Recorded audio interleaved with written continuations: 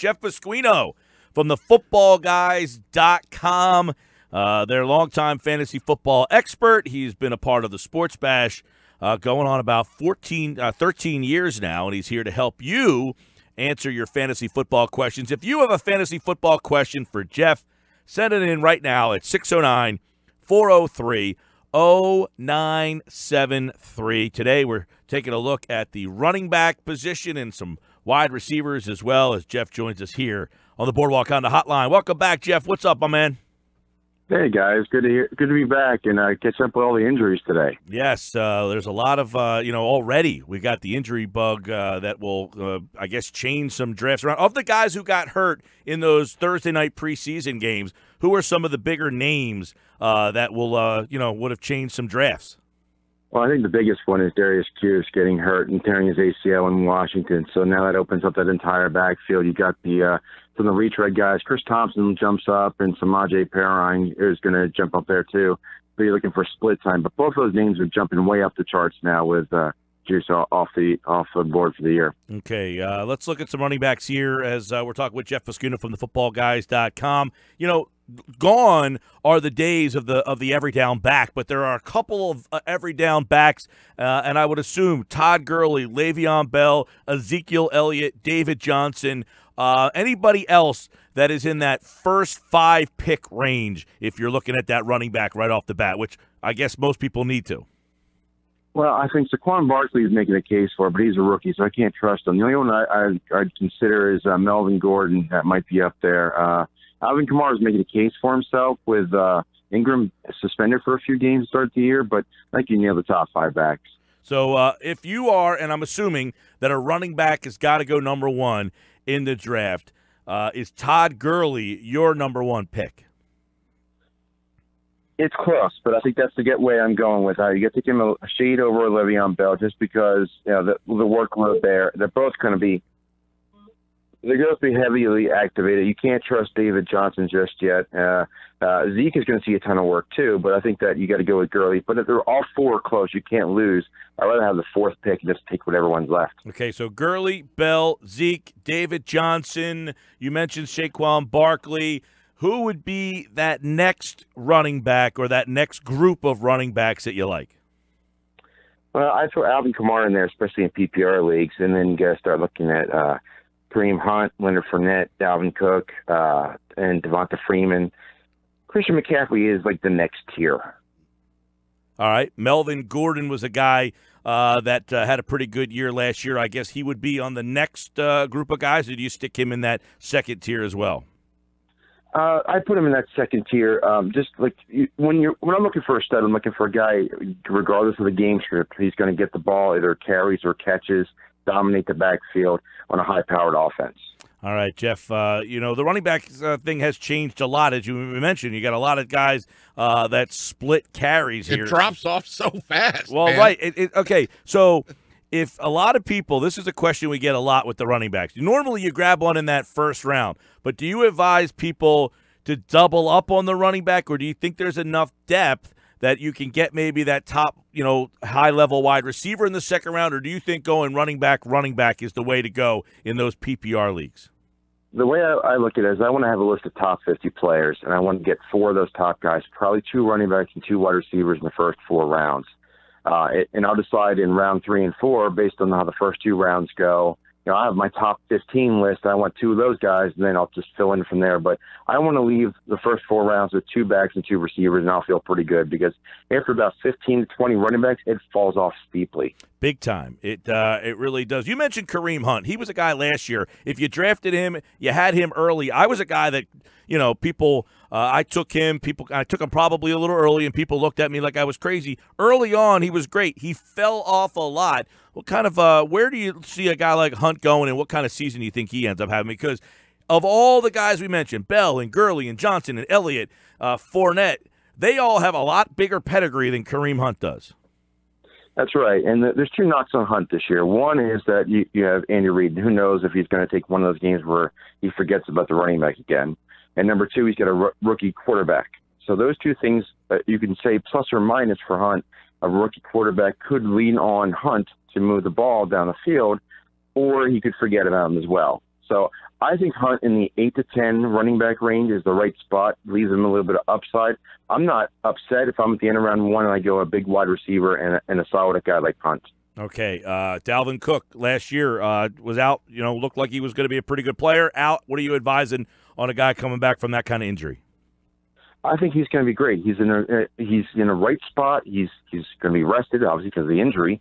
He's got a new quarterback, but it's a capable quarterback. So the Vikings are going to look at Cook. Cook is going to get a little bit overlooked. People forget about him, especially in some of your newer drafts, some of the guys that aren't as experienced in drafting. I think Dalvin Cook, he's not in your recent memory, especially with the Vikings in the playoffs, and you had no mention of Cook last year. Okay, we're talking with Jeff Pasquino, footballguys.com. If you have a fantasy football question for your draft for Jeff, keep them coming. 609-403-0973. Send us a text. Pete is compiling your text questions. We'll ask a couple of them at the end of the segment. Let's ask a couple of quickies. Derrick Henry, all alone in Tennessee. Is he going to be a breakout fantasy player? Well, I disagree with the all-alone statement because Deion Lewis is there, and they're splitting carries. So I'm really staying away from that situation. If you think that it's all about him, I'd rather go get Deion Lewis on the cheap value in that draft. All right, Deion Lewis in there, and we mentioned DeMarco Murray. He is out of there now, so Henry was kind of, in that split situation last year. But when he got the opportunity, he seemed to be the guy. How about, an interesting guy would be, you look at Jerick McKinnon. He was a big PPR guy last year, but he's no longer in Minnesota. He goes out to San Francisco. Yeah, he's in a good spot there. That's a whole new offense pretty much. And if San Francisco can be as productive as they were in the back half last year as this year, I think you'll see some good production out of the 49ers at names that not many people are going to remember. All right, let's go over to the wide receiver spot here. And before we do that, first, let's get some of the running backs, some of the guys that you're liking, some guys you want to pass on, and some sleeper running backs from you, Jeff. Well, we talked about the top 20 there, and one of the guys that's the bottom there is Kenyon Drake. And we're hearing in Miami that there's a split backfield with Frank Gore. Now, no one's looking at Frank Gore because he's probably about 100 years old now. He's actually about 35, 36. But he's listed as a co-starter, and his ADP, his average draft position, puts him about running back 45 to 50. To me, that's a value. I know it's not sexy to draft Frank Gore, but if you're drafting a guy late in your draft, I'll take a co-starter as my fifth running back all day long. So that's one situation I'm looking at. The other one is New England. And I like Sonny Michael this year, but he's banged up, and Rex Burkhead has jumped right to the top of the list again, and he's still in the running back 30 to 40 range. So that's two guys I'm really looking at. The third situation I'm looking at is Indianapolis. Someone is going to lead that backfield, probably going to be a rookie, could be split carries. That situation and the Detroit situation, those are the two situations that I'm looking at. Look for someone to jump to the top of the depth chart and be that sleeper outside that top 20. Okay, let's look at some wide receivers. Again, if you have a question for Jeff, send us a text, 609-403-0973. I see PT copying and pasting those That's my role. That's what I do in this segment. Antonio Brown, is he still your number one wide receiver, or is someone overtaking him? He's still number one. He's so productive. He gets 10-plus targets a game. He's the number one guy. You have DeAndre Hopkins pushing him for the number one spot, but it's really Brown and Hopkins. Let's look at, you mentioned Hopkins, Julio Jones, Odell Beckham, Keenan Allen. Would he be in that spot for you in the number 5 spot, or do you like maybe Michael Thomas, Devontae Adams, A.J. Green, Mike Evans? These are the top maybe first-round considerations? I think that the first 4 or 5 are first round, and then that group of 8 is like the middle of second round. So I think you're looking at 10 running backs, 10 wide receivers, basically going off the board of your top 20 picks. I have Michael Thomas as number 5 because Brandon Cooks is no longer there. He's very reliable. I want a guy who's going to get 10-plus targets with a chance for 100 yards and a touchdown, maybe 2, any given week. And that's those guys. A.J. Green, I like him, but you're drafting your quarterback, and I'm not trusting the Cincinnati quarterback situation ever. So that puts a next tier. All right, some other names that you tell me where these guys should start going off the board: Larry Fitzgerald, Stephon Diggs, T.Y. Hilton, Adam Thielen, Tyreek Hill, Doug Baldwin. I guess that's the 10 through 15 group. Yeah, and the one guy I really don't like there, and this is not a popular choice, but I'm kind of sticking my neck out there a little bit. I think Adam Thielen is a little bit overrated this year. And the reason is that I think that Minnesota, again, back to the Dalvin Cook thing, they threw the ball a lot last year because they couldn't run. They were productive with it, but now they have a new quarterback, and yes, he's good. Kirk Cousins is solid, but Dalvin Cook is going to be a bigger part of that offense. They're going to be more balanced. That's going to drop Adam Thielen and Stephon Diggs down a little bit. So I would let someone else draft them in the top 15 because I don't think there's any room for upside to take them that high. What are you advising people to do with a guy like Josh Gordon? They got Jarvis Landry there. Their quarterback situation's a little unsettled, but when he plays, he's one of the best, if not the best guy in the league. Again, the situation with Cleveland and the quarterback, I don't trust it. Plus, I don't trust Josh Gordon. Now, I would put him in the wide receiver 3 group, and because he's got so much wide receiver 1 potential when he plays. But and I think there's enough depth there that if you take Josh Gordon as your 3rd wide receiver, that you're not giving up too much, like around 6, 7, somewhere in there. Jeff Pasquino, footballguys.com, answering a couple more of your fantasy football questions here. Another guy, you look at teams that aren't very good, don't have good quarterbacks. How about Allen Robinson out in Chicago? I mean, he essentially, what do you do when you don't have a great quarterback and don't have a great offense with the number 1 receiver on teams like that? Well, if you don't have a good defense to go along with bad offense, then that offense is going to be on the field in the 4th quarter. That led to the Blake Bortles value a couple of years ago. He was Mr. 4th quarter every week. So I think that I think Chicago is going to be productive a lot more than they think. Allen Robinson is very capable of 1,000 yards and 6, 7 touchdowns. I think that he's a solid wide receiver, late 2, early 3 type category. All right, let's get a couple of guys that you like, you want to avoid, and some sleeper wide receivers. Well, the ones I'm avoiding, like I said, I'm looking at situations where they threw too much, so I'm avoiding Minnesota. But I'm really gunning after the Rams, and I mentioned them last week. They were the 24th most pass attempts last year, and there's 3 wide receivers. But they learned that last year that starting 3 wide receivers really gave them room for the backfield to open up with a single back set. So I like Brandon Cooks, and I also like Cooper Kupp, and also Robert Woods. I think all 3 of those guys have the potential for 1,000 yards, and they can be drafted. Cooks goes as a wide receiver 2. The other guys are wide receiver 3-ish. So I like those guys. Devontae Parker in Miami is probably going to be a starter in wide receiver 1. He's way too cheap. So is Jordy Nelson in Oakland. I think he's getting overlooked, and because he had a terrible year last year, so did most of the Packers. I think he's going to be reborn in Oakland. I think that David Carr is going to find him, or Derek Carr, excuse me. Jordy Nelson is available cheap. Other guys like cheap, Paul Richardson in Washington, Mike Williams with the Chargers, Michael Gallup in Dallas as a rookie, and also Christian Kirk with Arizona. I think both those 2 rookies could be pushing for a lot of targets this year. All right, let's get some questions from our listeners. Text them in 609-403-0973. We'll try to fit in a couple of listener questions here. PT, what do you got? We'll start with this, Jeff. Jeff from Ocean View. He's got a 2-keeper PPR 12-team league and a flex spot. He says his keepers are Leonard Fournette and Michael Thomas. He also wants to throw in that he won the championship last year thanks to your help. So he was picked 12 and 13. They're technically 3rd and 4th round. He has kind of 2 halves here. First, he says, what do you think of the keepers, Leonard Fournette and Michael Thomas? And 2, is it a good idea if he grabs an elite tight end with one of his first 2 picks?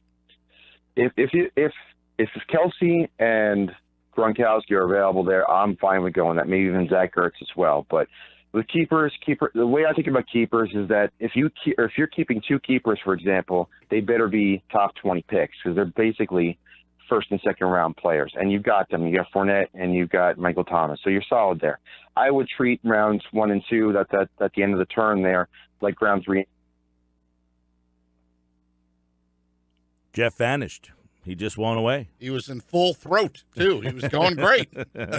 He had me on the edge of my seat. I was like, I'm listening to all this here. And you got to imagine Jeff from Ocean View was real. Yeah.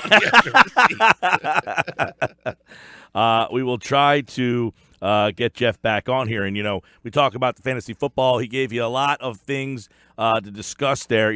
My draft, I got the 7th pick in the draft coming up here. I'm in that middle spot.